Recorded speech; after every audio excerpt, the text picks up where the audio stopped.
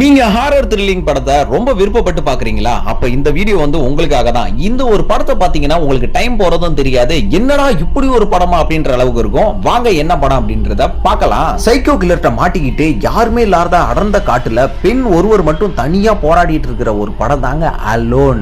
2020 வெளியான இந்த படம் அமெரிக்காவுல பெரிய வரவேற்பை பெற்று இருக்குங்க. இந்த படத்தோட இயக்குனர் ஜான் ஹைம்ஸ், தனிமையில் இருக்கும் பெண்ணாக ஜூல்ஸ் வில்காக்ஸ் தான் இந்த படத்துல நடிச்சிருக்காங்க. சைக்கோ கில்லராக மார்க் மென்ஷாக்கா வேற லெவல்ல பெர்ஃபார்ம் பண்ணிருப்பாருங்க.